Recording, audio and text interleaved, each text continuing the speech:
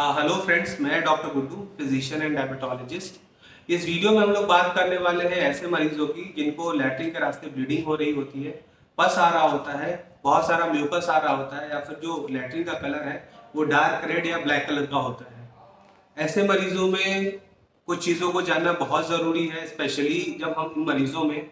History लेते हैं या फिर एग्जामिन करते हैं तो कुछ चीज़ों को पूछते हैं जो इट विल टेल यू कि what is the site of disease और what is the nature of disease,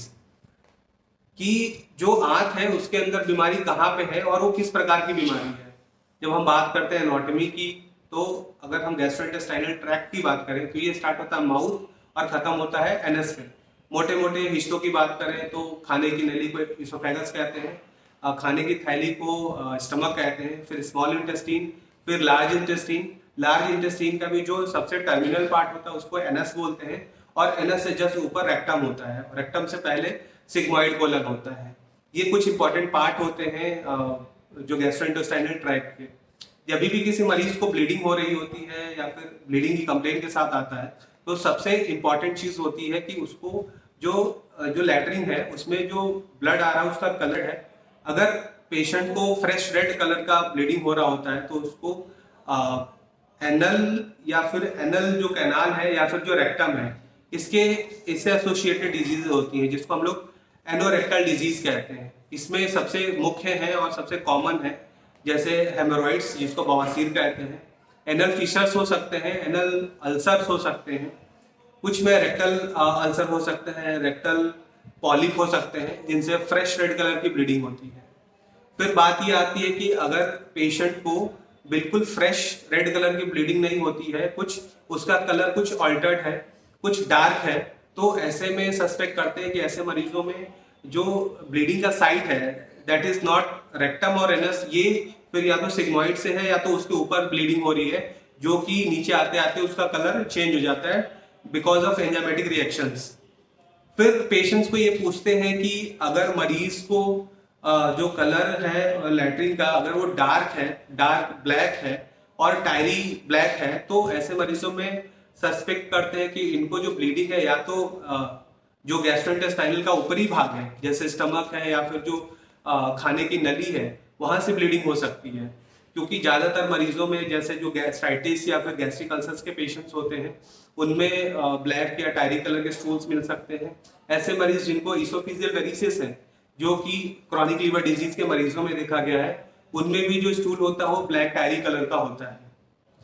ये जानना बहुत जरूरी है कि जो ब्लीडिंग हो रही होती है वो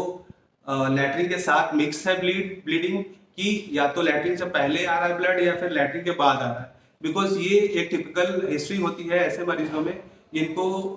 एनोरेक्टल डिजीज की वजह से ब्लीडिंग होती है, जैसे कि ये हो सकता हेमोरॉइड यानी कि बवासीर हो गया, एनल अल्सर हो गए, एनल फिशर्स हो गए, या फिर रेक्टल अल्सर हो गए या रेक्टल पॉलिप हो गए,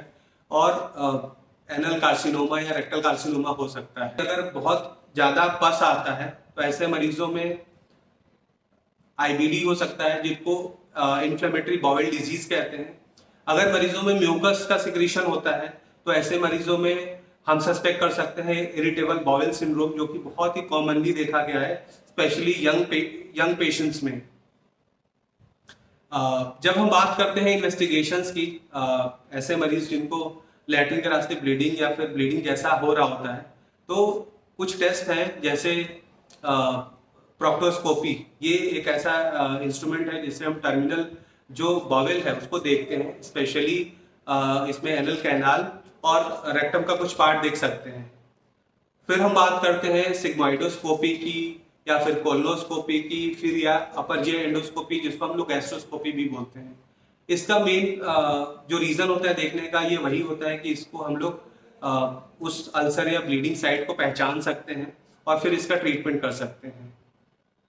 जब हम ट्रीटमेंट की बात आती है तो ट्रीटमेंट टोटली डिपेंड होता है कि बीमारी क्या है, डिजीज का नेचर क्या है और साइट ऑफ डिजीज क्या है। सो ऐसे मरीजों में सबसे इंपॉर्टेंट होता है हिस्ट्री एग्जामिनेशन, और फिर जब कंफर्म करने की बात आती है तो वी एडवाइज सम इन्वेस्टिगेशन, और उसके बेसिस पे बीमारी की पहचान करी जाती है, और जब डायग्नोसिस बन जाती है तो उसके अकॉर्डिंग जो ट्रीटमेंट होता है वो प्लान किया जाता है।